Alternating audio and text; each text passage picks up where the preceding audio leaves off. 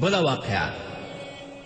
علامه ابن حجر مکی په خپل مشهور کتاب زواجر هندي کې لیکلی دي چې د شیخ صالح بیان دی چې زه په مکې مکرمه کې اوسېدلم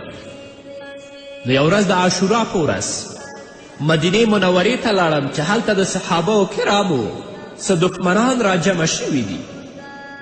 نو زه هغوی ته نږدې شوم او دا مې ویل چې د ابابکر صدیق د محبت په بدله کې ما ته څه راکوئ ځکه ابابکر صدیق سره زه ډېر محبت لرم کله چې ما دا خبره وکړه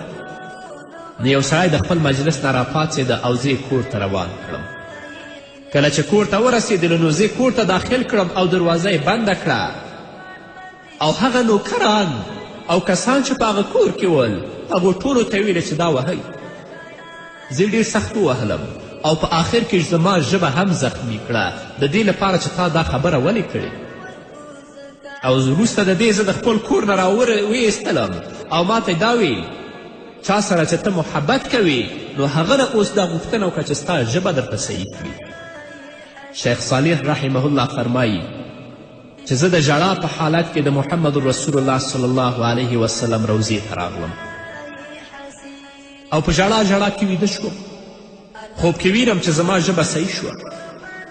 لږ وخت وروسته چې راویښ شوم نو رښتیا زما ژبه صحیح شوې وه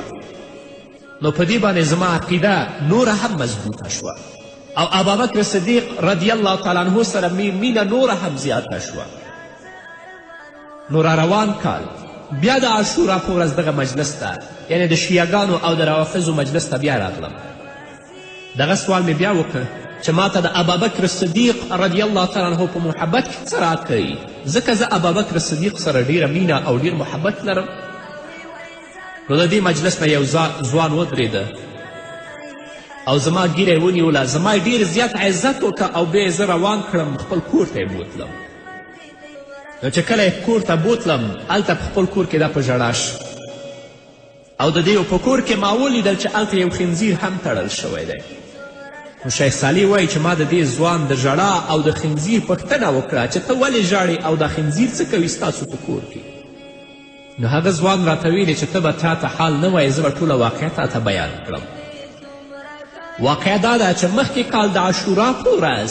یو سوال کوونکی راغلی و ستا په شانې سوال کړی و نو زما پلار کور ته راوسته او هغه یې د وهلو ډبولو نه وروسته د هغه ژبه یې زخمی کړه نو چې کله شپې موږ څملاستلو نو د شپې په وخت کې موږ یو وحشتناک آواز واورېده نو چې کله د ویرې نه موږ پاڅېدو ولیدل چې زموږ پلار نه خنزیر جوړ شوی دی دا موږ په کور کې بند که او چا به چې پوښتنه کوله نو موږ به دا ویله چې هغه وفات شوی دی شیخ صالح وایي چې ما هغه ځوان ته ویلې چې هغه مخکې کال اعلان کوونکی زه وم اوس بیا راغلم د صدیق په محبت کې الله رب العزت زما ژبه جوړه کړه او د صدیق سره په حسد کې ستا پلار نه خنزیر جوړ کړه دا واقعا هغه څوک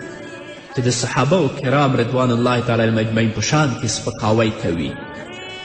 یا هغو ته بد رد وایي الله به یې ذلیله کوي الله به یې نه پرېږدي بله واقعه ابو قلابه فرمایي هغه فرمایي چې زه په شام کې وم یو سړی مې ولیدل چې دا آوازونه